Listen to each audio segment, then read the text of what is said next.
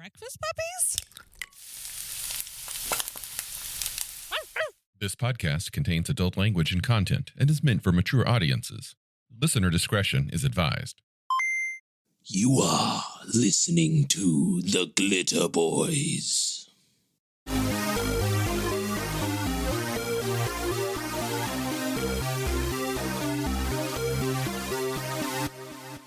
Next up on our review of Palladium Rift's World Books, we're coming to New West.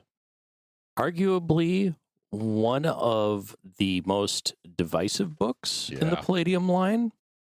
It seems like almost everyone has an opinion about it, and it seems to be pretty evenly split between yes or no on whether the people like it or not. I would give a quick summation of this book as everything you ever wanted to know about Rifts, Colorado, and here's a bunch of character classes and guns. Yeah. That sums this book up in pretty succinct statements. That said, whenever I introduce new players to Rifts, I start with the New West. Everybody has seen a Western movie. Almost everybody has seen a samurai movie. Mixing the two, plus making them watch the Muse music video for Knights of Sidonia. For me, this book really jumped Rifts forward, and it really added a bunch to the areas that you had very little information about. Mm-hmm. As Lone Star showed you Texas, this showed you half of the continental North America. And it goes through and it goes, bang, here's what's going on here. Here's what's going on here. Here's these states. Here's these areas. We're going to break it down for you. You could choose to run a 20-year campaign in any one of these locations and never run out of information. I will debate that. I will say you can run a 20-year campaign in Colorado. Okay.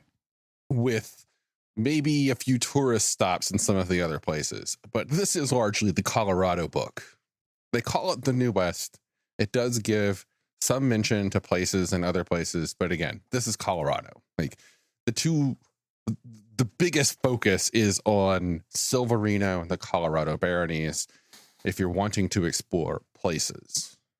Now, the information that they give you on those places is really good. Those are fully fleshed out settings. You start out with, as we were saying, a bunch of state breakdown. Then it talks about Arizona. There's a part of me that really giggles that Prescott, Arizona is now filled with worm wraiths. The Grand Canyon, Flagstaff is a volcano now, which makes me giggle. I think the first problem that maybe I have with this book is the Lynn Surreal, the Sky Knights. Mm-hmm. Context-wise, they're the only things I think in this book that don't fit. I will agree with that. They seem odd. I feel as if they would have fit better if they had saved that and put it into the Spirit West as part of that book, because it would have fit better with the profile that book was going for. I want to take a step back, though. First, Apocalyptic Cavalry. Oh. There's only maybe 4 pages of content here. This faction in 4 pages just gives you enough to know what these guys are about. So much that I've seen these guys appear in multiple campaigns run by other GMs. I've used them in my own games. It just looks like sort of a throwaway thing wedged between 2 sections of the book. And yet they keep getting mentioned over and over throughout this book and the next one. So much that you get an idea of them as a faction as you read. Mm-hmm. And I think that's well done. Yeah, very much so. Lots of little hooks. They're supported by the CS as a proxy in a region that the CS isn't ready to go to yet, which is awesome as a GM. Just awesome fodder there. But as for the Lynn Surreal, they don't quite fit the theme of the book. However, I think they're pretty cool. I do like the powers that they have, and I love it when Palladium introduces yet another magic system.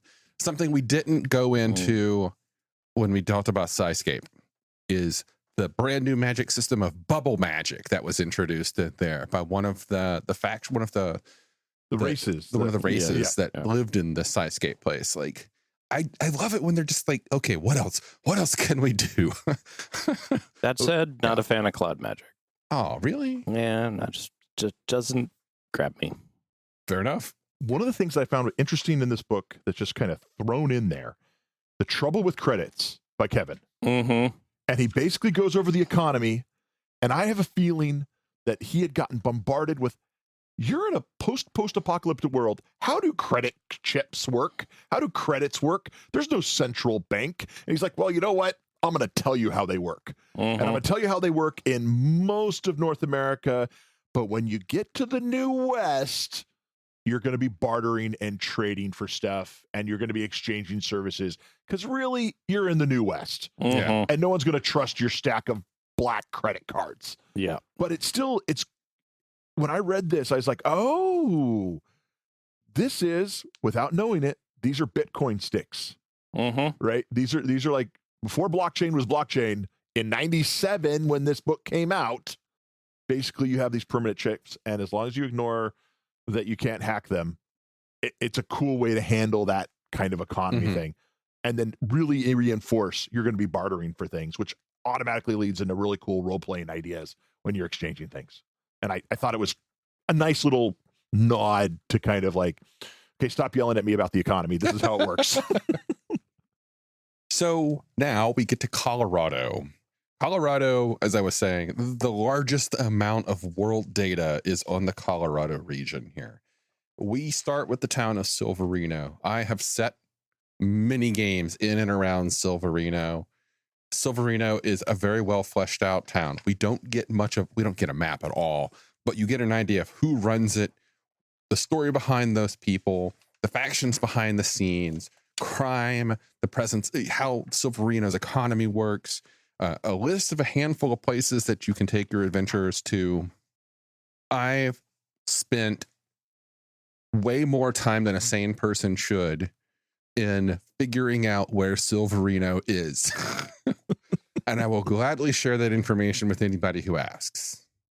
It took a lot of research. It would be too long to explain, but Silverino, actually all of it makes sense given the silver mines, all of the various aspects of the town. I'm pretty damn sure I know exactly where it is on a modern day map of the world. And I love the mayor and how she has made kind of a Faustian bargain with some vampires. Yeah. But these are the most low-key Rifts vampires on the planet, right? They're literally helping the town keep villains and criminals and riffraff out. Her sheriff, Whispering Wind, Jacob Whispering Wind, doesn't trust her. Doesn't trust her at all.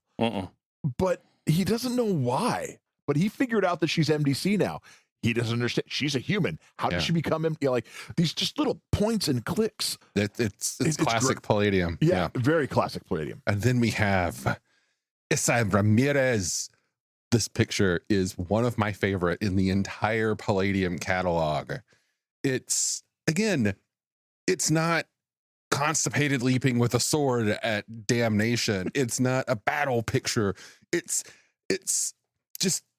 a suave man dancing with a sexy woman surrounded by skulls. This is it's Dr. Xander Gerrymander on a date night. This is Xander. Oh my God, you are so right. This is Xander and Dr. K. 100%. As cast by the Dust to Dawn movie. Yeah. Yeah. And this is that reference, like when I describe vampires from Rifts, I go, have you seen From Dusk to Dawn? The first one? That's it. Those are the vampires. Yeah. A little less snaky, but yes. Yeah, a little less Funny snaky. you say that, because we mentioned that directly to Kevin in our discussion about Rift's vampires. He's like, no, there wasn't any connection there, but actually he should look into it or something. Yeah, but we're just like 100% the movie From Dusk Till Dawn. I mean, it's like a Rifts campaign. Yeah, I will say that vampires and Rifts are pulling from a zeitgeist that exists in From Dusk Till Dawn and from Vampires the movie and based upon Vampires the book. Yeah, by John Stakely. Yep. And so it's It's not. I would never ever claim it's a one-for-one ripoff, but there was something going about vampires in the Southwest in the 90s that was just floating around out there, and multiple people through multiple media tapped into the same thing. Well, Dusk Till Dawn is 96. So maybe someone got a hold of a Riff's vampire book and we're actually getting it backwards. But That's what I asked him. It's like, did you have a chat with Robert Rodriguez about his use of your vampires in a movie? But no, these two literally lovers who ran away from home and became vampires and still are fanatically loyal to each other. Like, great story. Yeah. I like that it also transcends certain aspects of the nature of Riff's vampires. Yep. That their love could be maintained despite them having basically lost all aspects of their former selves and become, man-eating demons. Yep. But still, it was so strong. It persisted into their new personalities. Oh God, I love Palladium vampires so much. Anyway, lots of stuff here on Silverino. Again, I found Silverino to be a very excellent town. I've used it in many campaigns. Everything you need to know is right here. There's plot happening in the background. It's a good setting. The Colorado baronies I found to be very divisive in people's opinions. I know, Jacob, I don't think you're a big fan of the whole techno wizard thing. Well, yes, please see our previous episode on why that is. I will say that the Colorado baronies really outline what I feel techno wizards should be, rather than how they're often portrayed at the table. Yeah. And to be fair, the book mentions a lot of techno wizard stuff being used here, but then doesn't really show much of it in action. You don't get a sense, through the art at least, of how techno wizardry works in the common lives of non-adventuring characters. Right. Despite them saying repeatedly that the ley lines connecting the baronies are like techno wizard heaven. And the other point I would make with the baronies, compared to how techno wizards are discussed in books previous to this, is they really, really lean into it's an artisanal, your local blacksmith style production, rather than the more almost assembly line context they give it in earlier books, which is how I feel techno wizards need to be portrayed. And unfortunately, that assembly line thing kind of comes back later when pretty much so many of these Rifts books will come out. And, it's Palladium, it's Rifts. You're going to have a faction, you're going to have some OCCs, you're going to have some gear, and the last few pages of that gear is going to be techno wizard gear because you got to appease everybody. And sometimes it just feels like, okay, there's like 5,000 of these were made on the assembly line kind of thing. Yeah, and so much of it just touching the surface. And this is probably, in my opinion, the weakest portion of this book. Is it has Colorado baronies? The baronies. Yeah, they're not well presented. Yeah. They did such a good job with Silverino. Yeah. They even did more, in my opinion, with what was going on in Arizona and the Grand Canyon. Yeah. But yeah, there could be so much more here. Yeah, and too much of the pages I think are devoted to not just artwork, but I think too many of the of these breakdowns of these areas is devoted to the racial breakdown, which is to me always the least fascinating part of the presentation of an area. I appreciate it sometimes because sometimes it's kind of cool to be like, oh shit, why is this place 3% for Nodi or something? Right. But when half of the description of a place is that, yeah, it feels a little wasted space. But worm rodeos are pretty cool.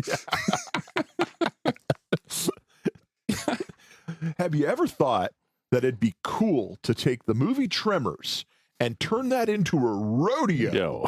Yeah. Well, we got you covered. Yeah. The traveling shows. I really like the traveling show section, to be perfectly honest. I like that they didn't reprint the How to Create a Traveling Show rule for the 60th time. Yeah. Well, This book is 200 and some pages. They just didn't have the space. Yeah. Otherwise, I mean, the reality is when you think about how the New West is described, traveling shows make a ton of sense in the region. There's very, very few places where you could go. Yeah, it's totally done. Absolutely. Yeah. So finally, we get to what I think for many people is one of the most contentious parts of the New West, and that is the introduction of the cowboy skills. Oh, Jesus. Some people love them, some people hate them, but from this point, they became such a topic-worthy thing that they even got added as the skill category in the Ultimate Edition. Yep. These... It's cool. It's great flavor. It really adds some neat aspects to New West. Yeah. But I'm pretty sure a lot of these already existed from other source material outside of maybe Riffs. They could have been part of the original thing, but maybe not because of when Riffs was done. Yeah. So this was the first opportunity they had to slide these skills into the game. I think what, for me, it triggers is that final... okay, there's something wrong with the Palladium skill categories acceptance. When cowboy skills become their own category, you suddenly realize you finally have to stop and step back and listen to that voice that has been in your head since you first started reading the Butts edition. And you're like, technical, what does that mean? Okay, whatever, I'll just hand wave it. Because technical literally is the category that they shove every other skill that they can't figure out where to put something else. Right. So suddenly you get a brand new skill category. You're like, okay, I need to stop and think this over. Yeah. Because this doesn't make any more sense. Okay, so why do cowboys get their own thing? Okay, what about, this is the accountant skill category. Yeah. Okay, this is the line walker skill category.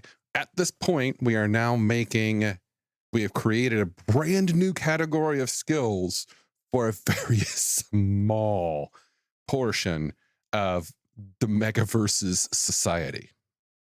And there's nothing in here that couldn't have fit in technical or in piloting or in it didn't need to be its own category. Correct. Breaking, taming wild horses, put that under wilderness. Roping, make it a weapon proficiency or put it under physical. Whittling and sculpting, make it domestic or technical. Yeah, it's okay. Yeah, but it could have been done better.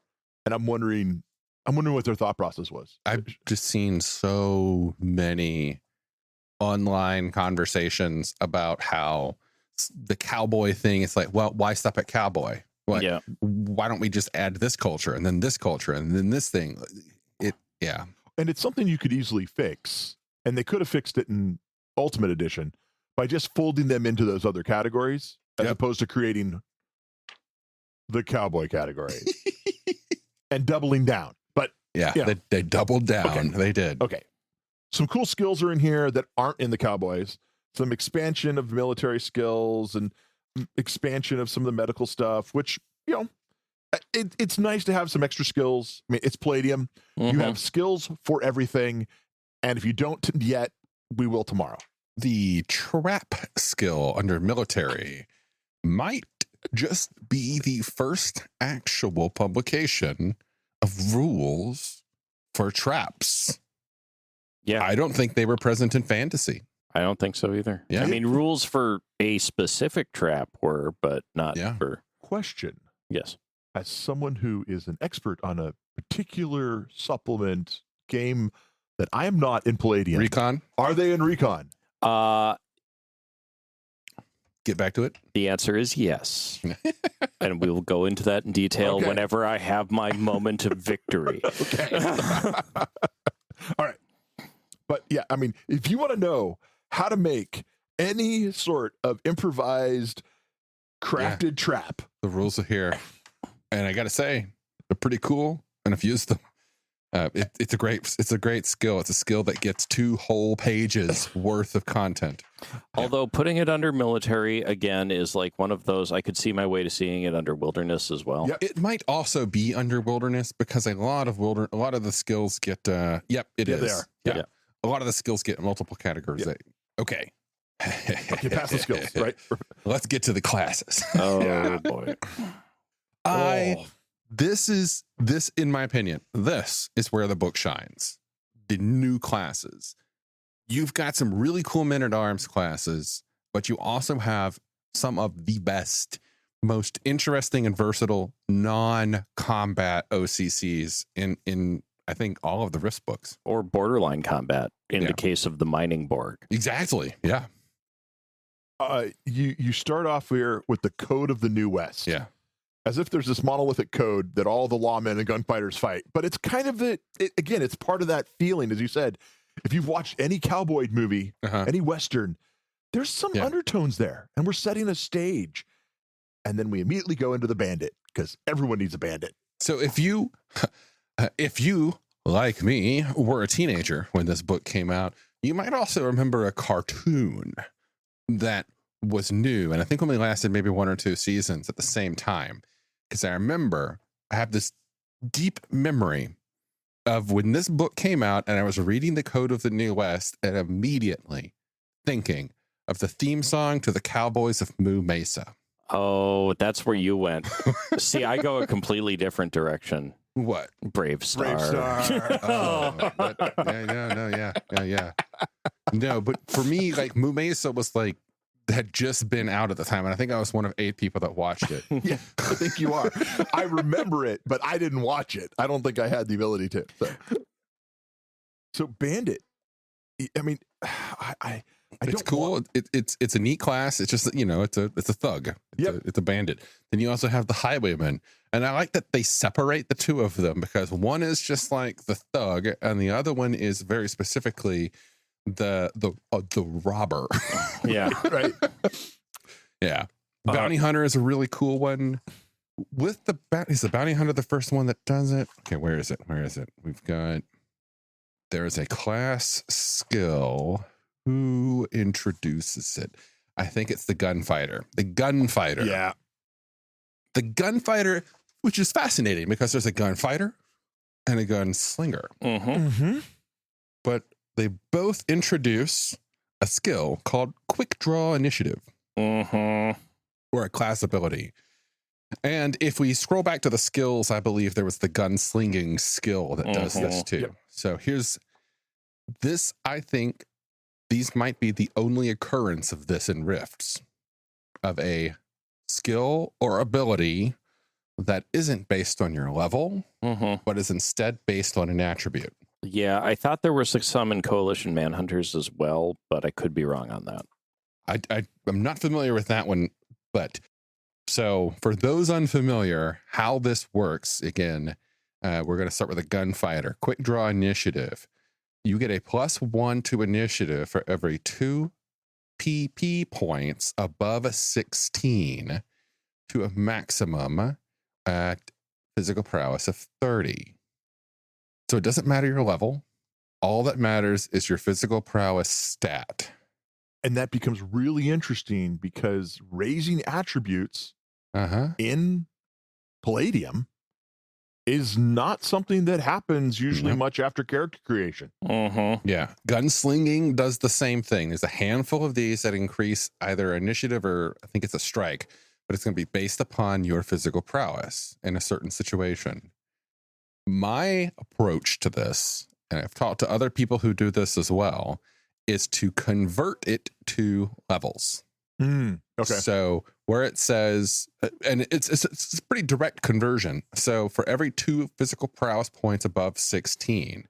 So what that would mean is at level 16, but let's make that level 1. So every 2 levels above 1. Right. So at level 3, 5, 7, and so on, then you get the +1. Got it. Or you could just start it at level 1 and then do every 2 after level 1. I've done this multiple games and it works very well. And it makes it so it's not immediately front loaded as well. Yeah. That's my biggest complaint about the character classes in this book, and I've never seen it happen since. Right. It throws a whole monkey wrench in, and I'm familiar with the solution you've proposed, but then it has a knock-on effect of like, do we need to re-examine boxing and some other skills? And so it opened a can of worms that maybe didn't need to be opened. Yes. Boxing is kind of the sacred the sacred icon of this game. Like you were to recommend getting rid of boxing suddenly, like I would say 90+% of the fandom would like rise up and just beat you in an alley. They'd probably box you to death. They'd box you to death. A whole bunch of men would pop up wearing Speedos and going, what do you want, fisticuffs? Now the quick draw is kind of made even more interesting because they've introduced paired weapons with revolvers and pistols. Again, I don't know if this shows up anywhere else. And that takes the paired melee weapons and makes it more complex, more weird. You know, honestly, there's no parry. It doesn't. Yeah, there's no parry. It doesn't. Right? It in fact, it basically just mirrors that skill minus the parry. And that's it. Okay, as Jacob said, that again makes you stop and look and reconsider prior skills, such as paired weapons, which is one of the most overexplained and understood skills. We could go back and do another. We might have even done an episode on paired weapons. We might have. If not, we should. We have. We actually have. Okay. It's hard. Well, yeah. Sharpshooting, a bit more straightforward. It just gives you some bonuses to your attacking. And some cool tricks you can pull off, like ricochet shots and whatnot. Yeah, very cool trigger shots. One of the few OCCs that gives horror factor. Yeah, which is interesting. There are others that do this. Yeah. Wait. Yeah. So it's reputation based. Right. So it's one of those that is. I think it's a very simple, elegant way of handling reputation. If you turn reputation into something like a horror factor role, that's like, so is there a GM thinks, is there a chance that they've heard of this guy? Like, you know what? They've probably heard of, Betrayus the Slayer. Let's see. Boom. Oh shit. Everyone stops. Oh fuck, it's him, kind of thing. I think that's a very simple way of handling reputation. Well, and it doesn't kick in until you're level 6 to begin with. Yeah. Right. And then you get a horror factor of 8, which isn't horrible to like, and as you're saying, it's on reputation, right? If Clint Eastwood shows up and he has the poncho on and the hat and the banjo plays in the back, you're like, oh shit, what? Well, speaking of which, if you turn to page 93, Clint Eastwood has shown up with the poncho and the hat, thanks to good old Mr. Ramon Perez. And now you know why everyone in Silverado makes doubly sure that their stoves are protected whenever a gunslinger shows up. All the stoves in Silverado are welded closed. Yeah. And you thought the previous class got that horror factor. This guy gets it at level 1. Yeah. Right. Now, I'm when we have the opportunity to ask questions of a certain artist, I will have to do my best to not ask how exactly that revolver is drawn on page 93. Oh, yep. Because that would be a very difficult cross draw. But anyway, we'll move on. But not from a saddle. Yeah. Okay. I'll give it to you. You're right. From a saddle. Anyway, that's a nitpick. Again, they get the quick draw and the paired weapons and the sharpshooting and the reputation. They're kind of an amped up gunslinger. They are the gunslinger. Yeah, well, amped up gunfighter, excuse me. They're an amped up gunfighter. I'm going to give another nod to Ramon on this piece of art, though. Yeah. Look at his belt. Yeah. The bullet belt. How many times do you see a character drawn with bullet belt where the bullets are being used? Yep. The bandolier is never used. No, the bandolier is just a fashion accessory. Yeah, exactly. No, this guy's been using them. He's drawing from it right now as we speak. He's like, my shotgun's empty because I killed people and I'm going to kill some more. Ramon. Expertise with all handguns. Yep. Yeah, it's like, okay.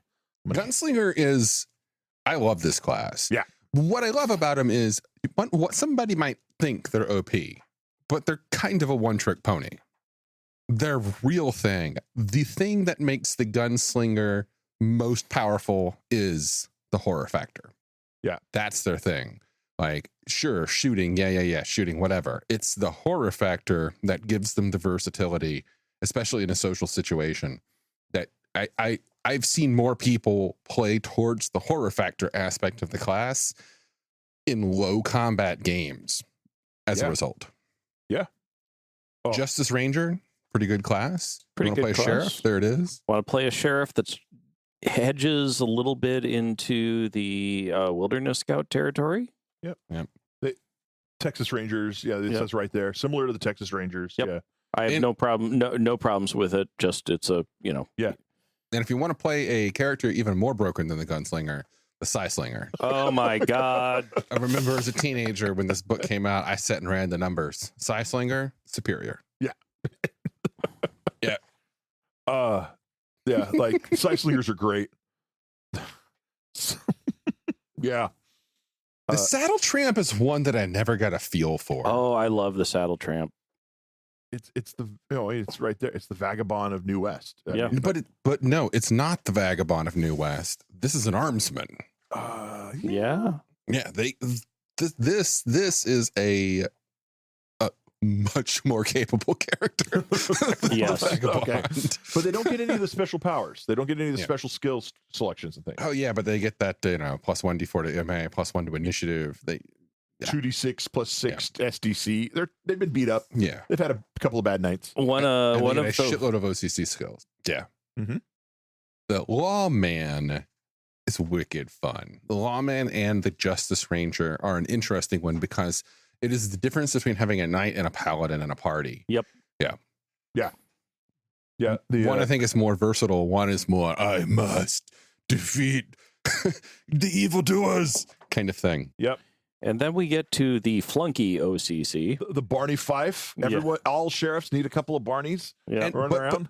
But it's a great example of the versatility of Palladium classes. Yeah. Mhm.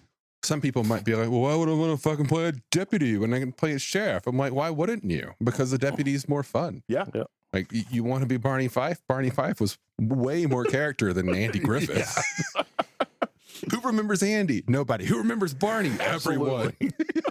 There's a reason the security guard in Half-Life is named Barney. Wired Gunslinger, if you want to play a crazy gunslinger. Crazy gunslinger. They really were just like Yeah, sure, why not? yeah, why not? But then we get to the adventurers. And this is, I think, where it really shines. The cowboy, it's, why would I want to play a cowboy when I could play a sheriff? Because cowboys are cool. Yeah. Why would I want to play a mining Borg when I can play a combat Borg? Because why not? Because mining, again, it's So fitting a setting. the stories behind a mining Borg prospector, like so many of them were a warrior. They were a fighter. They don't want that life anymore. So they trade in their guns, they get a drill, and something makes them have to go back on what they said. You know? And they aren't super OP because they've lost a lot of that military parts.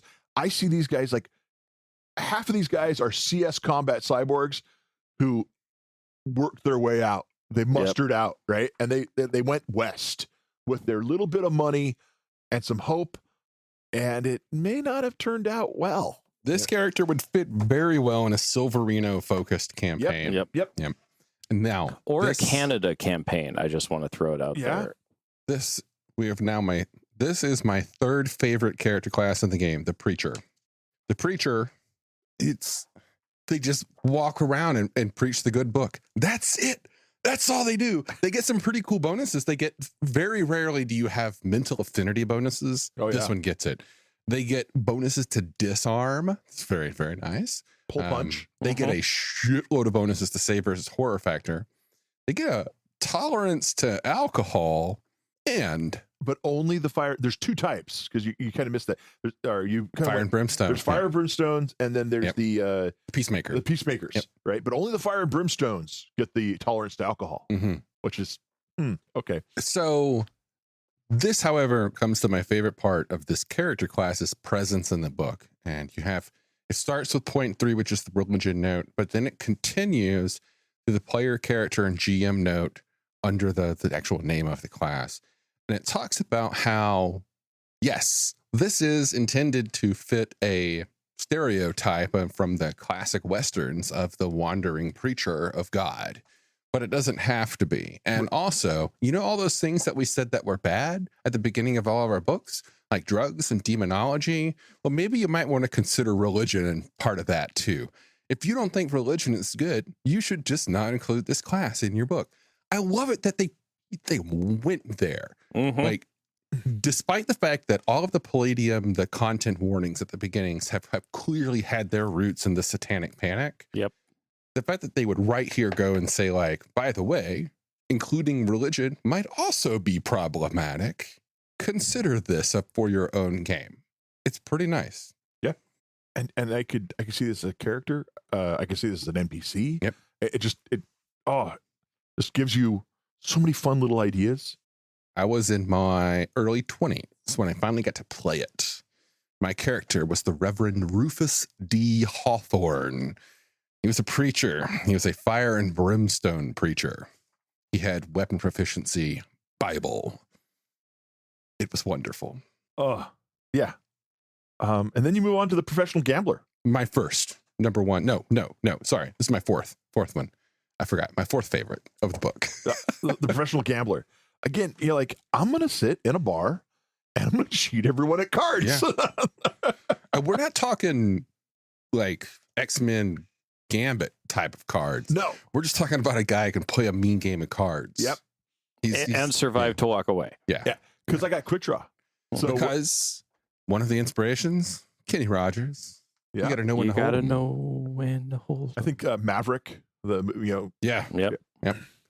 But after that is my favorite one, the Saloon Bum. I love the Saloon Bum so much.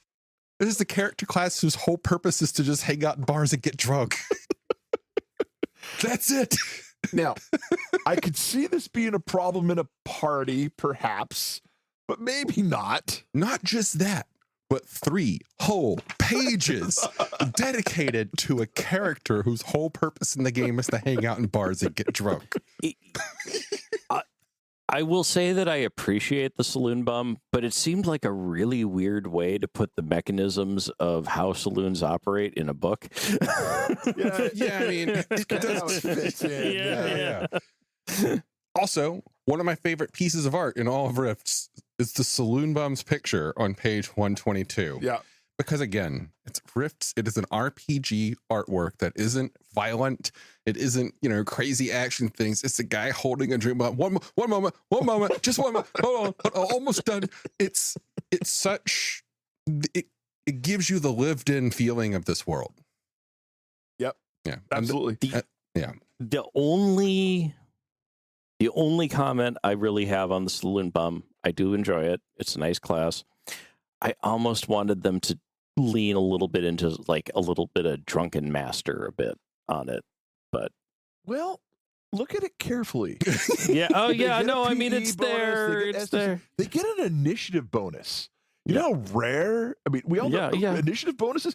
This is a hardcore barfly who's quicker than you are while drunk. Like that's kind of cool. And yeah, I could see though leaning in maybe a little bit more. Yep. But yeah. And then finally, my second favorite class, which is the Saloon Girl. Love it. I love it simply because they put a barmaid as an actual character profession with experience levels in a game. It's wonderful. She also gets a +2 to initiative. She gets more initiative bonus than the Saloon Bum. Yeah. And she gets a bonus of mental affinity. Well, when your entire job is keeping saloon bums alive. I mean, you're gonna pick up some quickness there. Yeah. Nice bonus to Saber's horror factor. Because you work in a bar in the New West. You've seen some shit. The only thing that's missing is the bartender. Yeah. Which, I mean, you can reskin the Saloon Girl barmaid pretty easy to. Sure. Yeah. Or the Saloon Bum. Yep. Yeah. Mix them up. Yeah. Okay.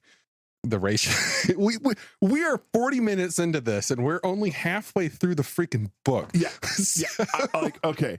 The cactus people and the Finoti are two of my favorite RCCs. Yeah. The Finoti I have used so many times. I've used the cactus person as an NPC multiple times. That picture from Dubich on page 126 is just, there's so much happening here. They're so happy, but disturbingly so. Like, you got this cactus dude with a shotgun taking a picture with his wife and the tiniest little newborn on her back. And he's got this big old, look what I did grin on his face. And she's just all knobby and lumpy. And then you've got the kids hanging around, like the little one leaning him against his legs down in the middle. Playing jump rope in the back left. Oh my God. And its face, that look of joy. Well, and these don't have faces. Yep. Like, is that a smile or is that just a growth on how it works? They're plants. You get the kids roughhousing in the back, and you've got the photo bomb at the bottom right. Yeah. And then the Finoti. Yep. I really like the Finoti with the whisper dogs. Mm-hmm. And like this kind of like, dude, we're gonna go. And I have so many questions about Keepers of the Desert. I want to sit down with Kevin and Chris Corman. And don't know.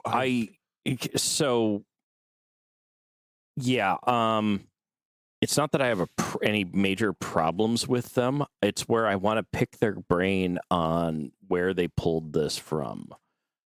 Just because it resembles a creature of Ute legend, for one thing. The fact that basically, according to the lore, they are basically the survivors who got kicked out of Salt Lake City.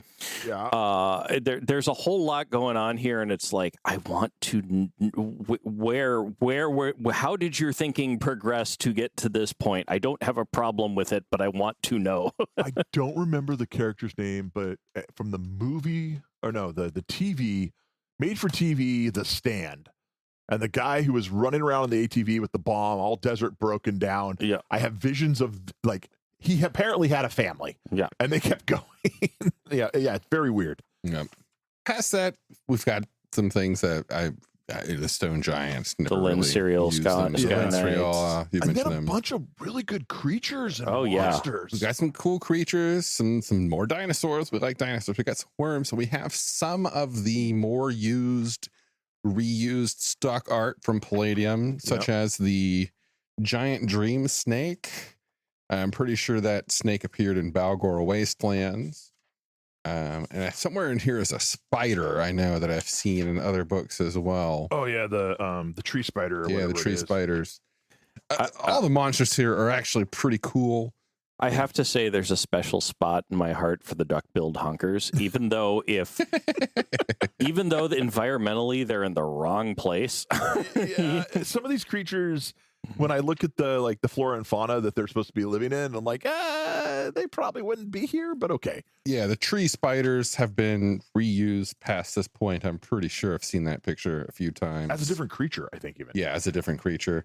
However, I want to talk about the standout enemy is the worm wraith. Oh, holy fuck, this thing is cool.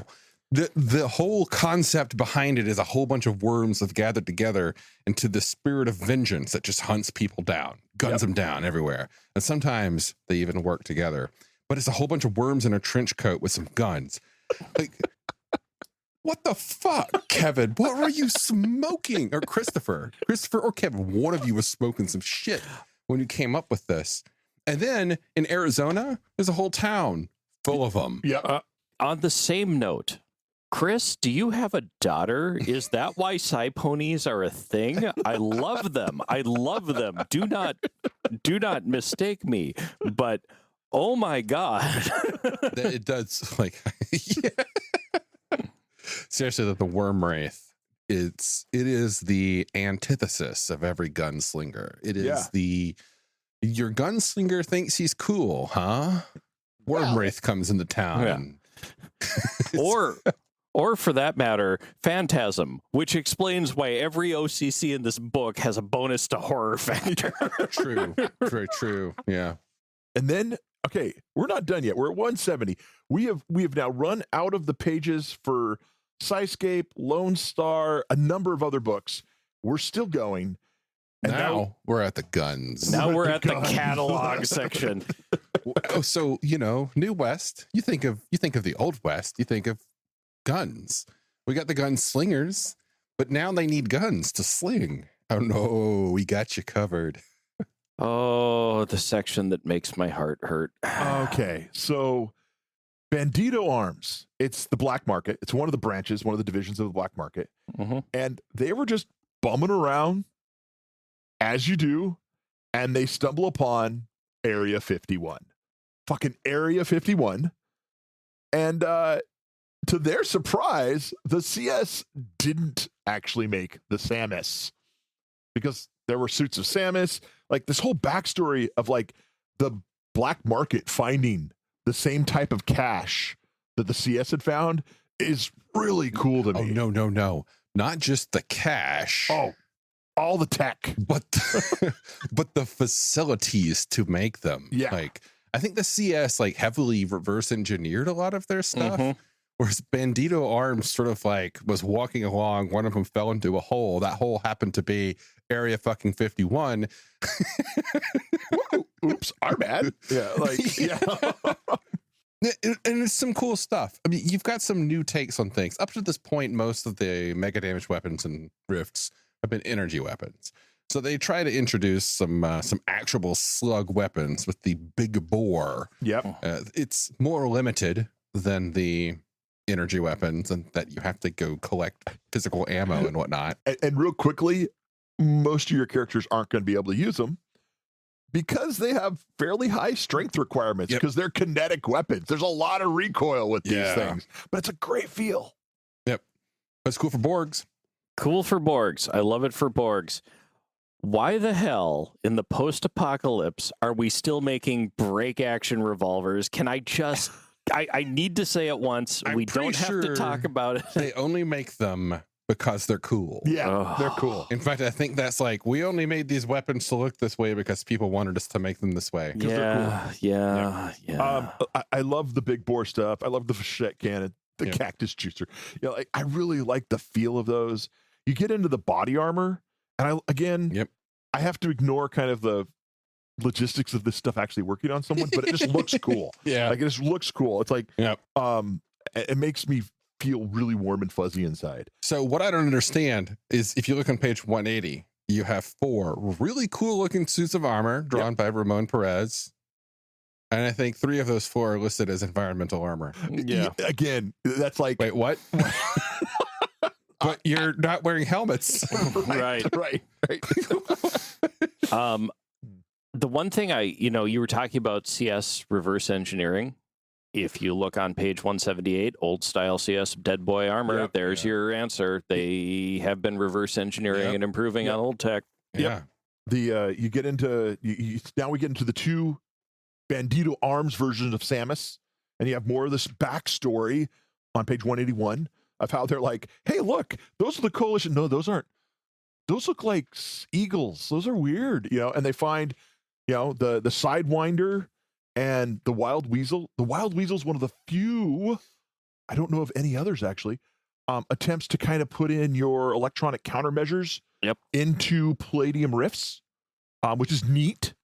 Maybe not totally practical. But its whole loadout is nothing like the Samus. No. Like, this is definitely an up in your face kind of thing.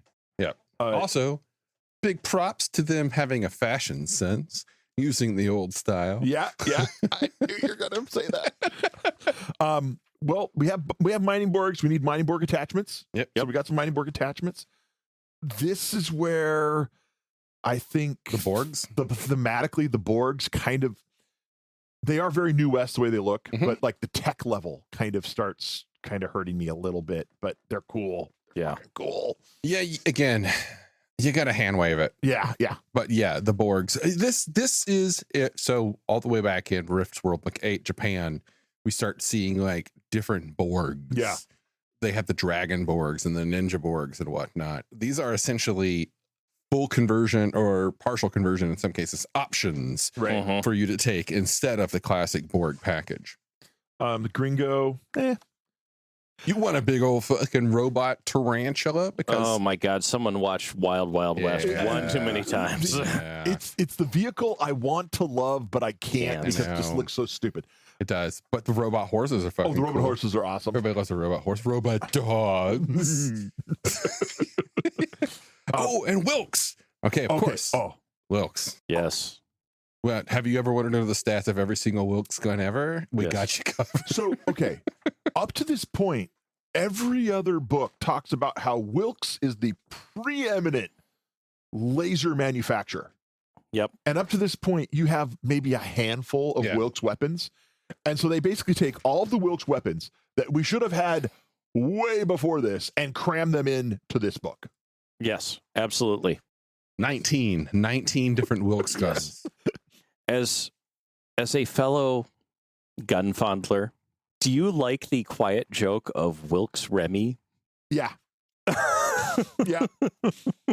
Oh, but that reminds me, actually, there's a whole section in the beginning of the Bandito Arms that you have to go back to real quick. Because Bandito Arms weaponry, page 172.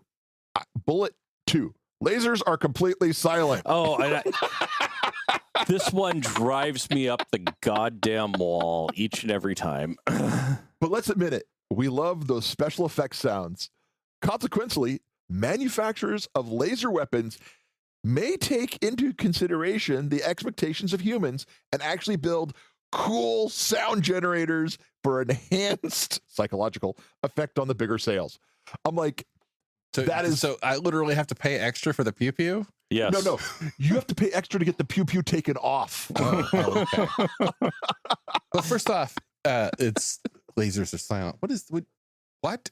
No, high power lasers, the sound you might hear is the discharging of the capacitors, but there's no like pew. Oh, I know, To- but there is sound, and there also is recoil. I mean, it's not going to be as powerful as Yeah. something of a firing pin, but still, there is recoil simply by the fucking laws of thermodynamics. Yeah. Like, it happens. There can be either recoil or there can be heat. You can get either outcome from a discharge. Mhm. So, Depending upon the Yeah. technology. Let's not go physics land. Yep. But it's just This is true. Yeah. Hand wave it. Yeah. Hand wave it. Okay. now you start getting into the Wilkes weapons that I think thematically, like all of the Nintendo Zap gun designs. Sorry, those are Sega Master System guns. So, okay, Sega Master System. I know. I know there are some people say Nintendo, but seriously, if you Yep. Google the Sega Master System Okay. gun, that is the Sega Master System gun. So Yeah. those thematically could go anywhere. Yeah. But then you get into the Wilkes Remy firearms, and you're like, they're all cowboy guns, But they're laser guns. but they're laser guns, yes. right? And that's awesome. I love the feel thematically. The drawback is, as cool as they look, they do not have those sweet bonuses, which is why you get a Wilkes gun. Yeah. One or two of them do.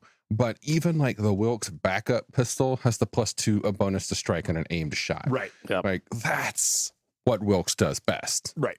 More Wilkes stuff. The Wilkes laser knife. I don't. Some Anyway. conventional guns showing Conventional us guns. that they are still being used. And in campaigns that I've run in New West, Yeah.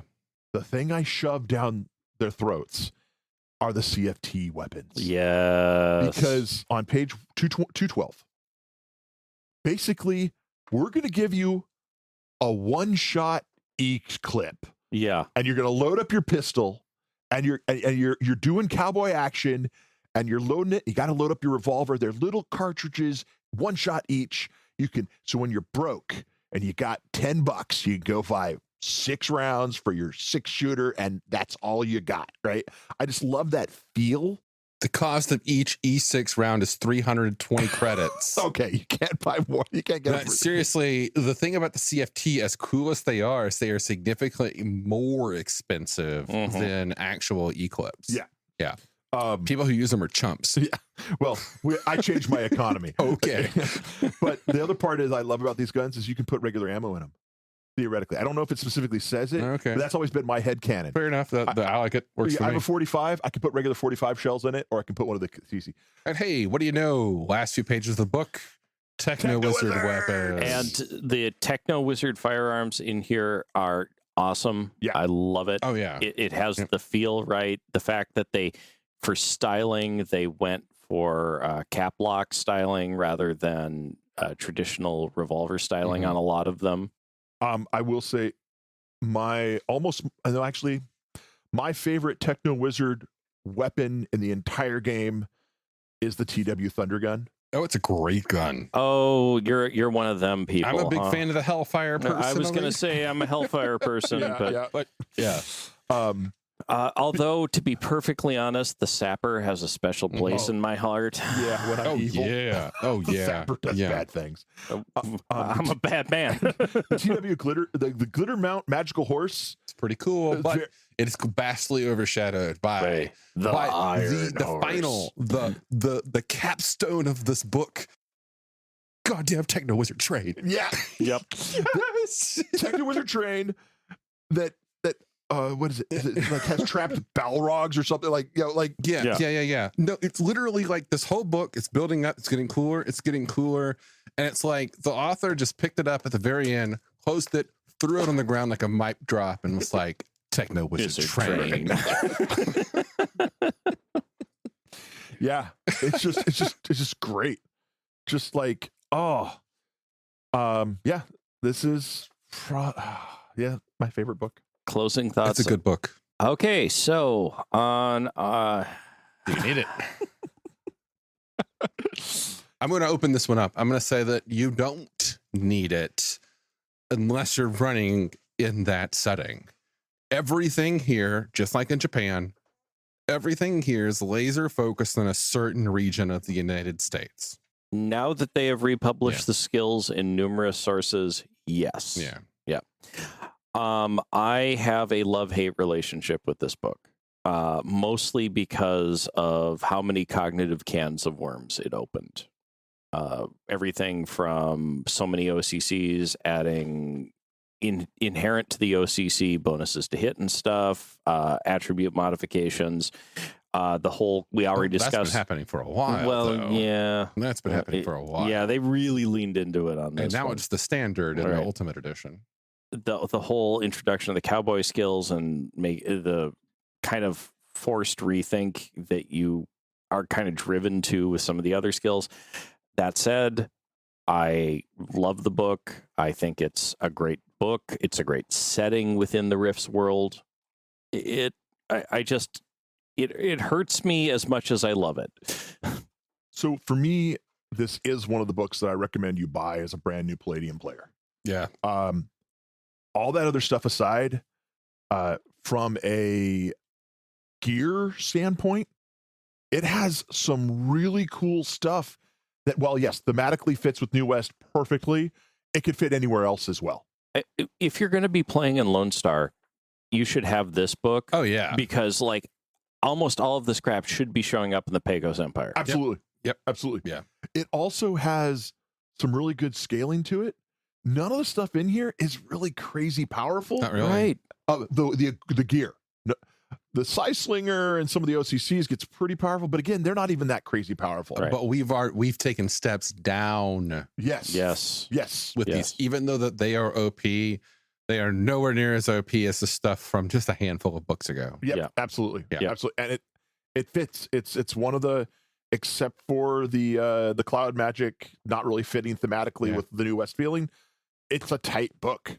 Yep. Like me personally say you should have not just one copy of this book, but like you need one for all of your players at the table so they can all reference the things. I mean, however, the podcast host and me trying to take an objective view of things. It's an awesome book. It has a lot of good content, but again, it is the New West. If you have no intention of going anywhere near the New West, probably don't need it.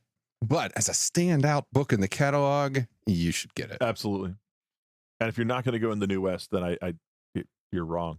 Yeah. I mean, we're probably not going to play together.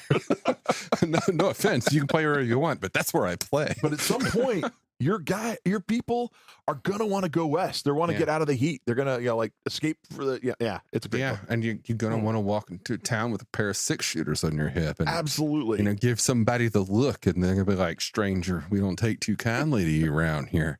And they're like, "You want to step outside?" And that's when you need the Rift's New West book. Absolutely. Thanks for listening, folks. Starships, magic, mystic martial arts, romance. All of these can be found in A Cloak of Blades by Isaac Scher. You might have heard my name before. I've done a lot of voiceover work for Breakfast Puppies, and I've recently released my first novel. It's available on Amazon as an ebook and paperback, and you can get it for free if you have a Kindle Unlimited subscription. I do hope you'll support my work as you're supporting Breakfast Puppies, and it's been a pleasure talking with you today. Have a good one.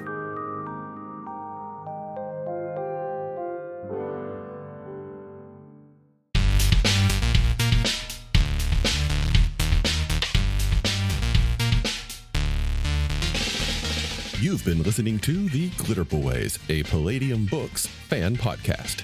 Glitterbois, Rifts, the Megaverse, and all other such topics are the property of Kevin Siembieda and Palladium Books. Please buy all their stuff and help keep them in print and making more games. You can order directly at palladiumbooks.com, and their entire catalog is available digitally at Drive-Thru RPG as well. Our opening music is 8-Bit Bass and Lead by Furby Guy from freesound.org. This closing music is Caravana by Philip Gross, available at freemusicarchive.org. All sound effects used are self-made or acquired via Creative Commons Zero license. If you like what you have heard, find us on Twitter and Facebook as The Glitterbois. That's BOIS. And check us out online at breakfastpuppies.com/glitterbois. And also join us on the Breakfast Puppies Network Discord at breakfastpuppies.com/discord. And if you want to help us out, please spread the word and help us build a community. Thanks again for listening. We'll catch you next time.